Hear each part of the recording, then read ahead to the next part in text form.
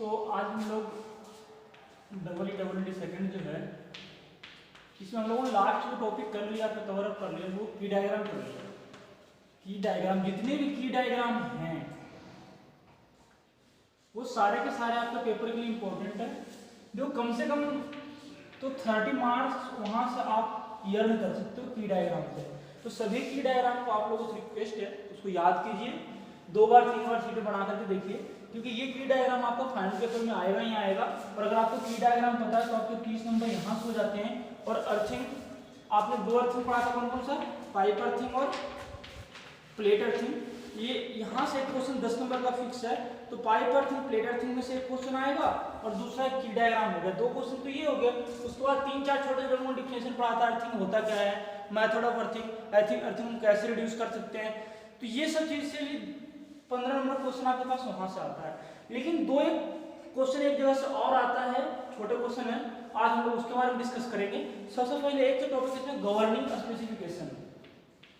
Governing specification, ये specification है क्या, एक्चुअली में ये इंडियन इलेक्ट्रिसिटी का कुछ कोड है। ये कोड आपसे 1 नंबर पूछ सकता है कि किस कोड का यूज हम किस चीज के लिए करते हैं। 3 कोड है, इन तीनों कोड में से कोई भी कोड आपसे पूछा जा सकता है। सबसे जो फर्स्ट कोड है उस कोड का नेम है IS 3743 1987। IS 3743 ये कोड किस लिए बनाया गया था, ये कोड बनाया गया था कि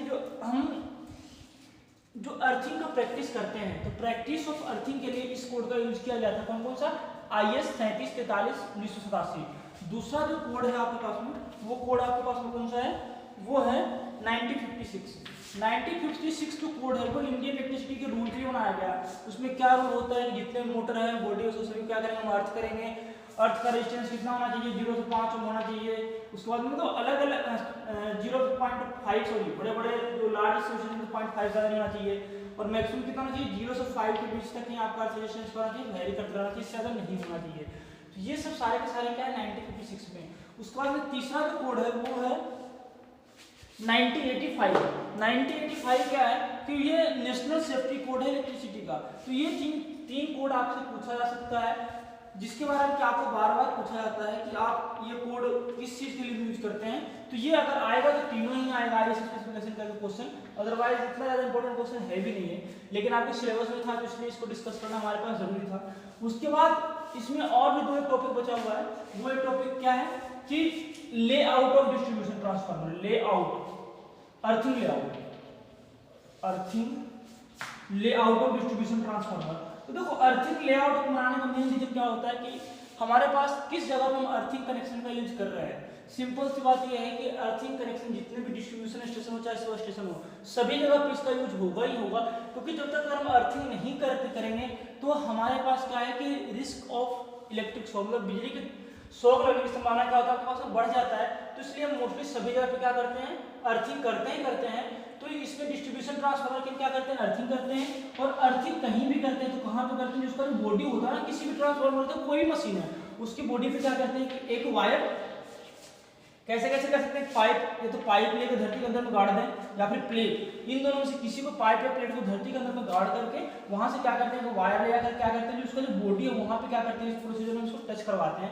तो ये जो होता है आपके पास में अर्थिंग होता है। और इसका मेन जो एडवांटेज है वो आपके पास क्या है कि ये सेफ्टी डिवाइस है, मतलब आपको ये हमेशा इलेक्ट्रिक शॉक से क्या करता रहेगा, ये बचाता रहता है। तो इसलिए अर्थिंग कंपलसरी है, ठीक है ना। तो इसके बाद इसका एक ब्लॉक डायग्राम, लेआउट डायग्राम आप बना लेना ड्राइंग की शीट पे। उसके बाद में इसमें जो आगे हम लोग टॉपिक कल से डिस्कस करेंगे वो कैड पे है। कैड पे पिछले 2 बार क्या आता है कि 2 न्यूमेरिकल आता है, 2 न्यूमेरिकल आता है, पिछले बार भी आया हुआ था पेपर में। तो वो न्यूमेरिकल हम क्या करेंगे, कैड वाला डिस्कस करेंगे। और उसमें 3, 4, 5 डिफिनेशन है, तो वहां से 20 प्लस 10, 30 नंबर क्वेश्चन वहां पे भी है। तो अगर किसी को की डायग्राम याद नहीं होता तो हम वहां से भी उसको क्या कर सकते हैं, कवर अप कर सकते हैं। लेकिन ज्यादा से ज्यादा कोशिश करोगे की डायग्राम पे ही कॉन्सेंट्रेट करो, की डायग्राम जब सबसे ज्यादा इंपॉर्टेंट टॉपिक है।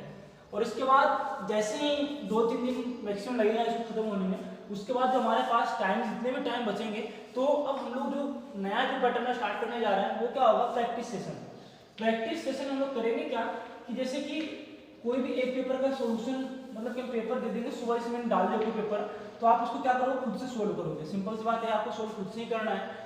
उसके बाद में, क्योंकि अगर आप वैसे भी अगर आप चीटिंग करके भी सोल्व करोगे तो हमें कोई अंतर नहीं पड़ता है। दैट जो आप ये जो आपका इफेक्टेड है वो आपकी लाइफ से रिलेटेड है, क्योंकि यहाँ फाइनली कोई चीटिंग होनी नहीं है।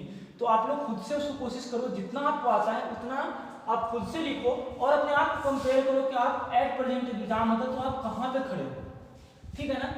क्योंकि जब तक आपका एग्जाम हो आप लोग इतने तो कम से कम हो जाओगे तो कैसा पेपर आ जाए तो हमारे 80 to 90 नंबर तो कम से कम हमारे आने ही चाहिए। तो इस प्रकार से हम क्या करेंगे, प्रिपरेशन स्टार्ट करेंगे। जो मई का जो मंथ है ना, पूरी मई आप ये लगा लो कि कंप्लीटली हम पेपर का सोल्यूशन पे ही चलेंगे, चाहे कोई भी सब्जेक्ट का हो, ए टू जेड जितने भी सब्जेक्ट है आपके पास में, हर पेपर का हम सोल्यूशन करेंगे। मोस्टली सबका नोट्स आपके पास अवेलेबल है, जिस टॉपिक का नोट्स नहीं होगा उसका नोट्स हम क्या करेंगे, प्रोवाइड आप लोगों को करवाएंगे।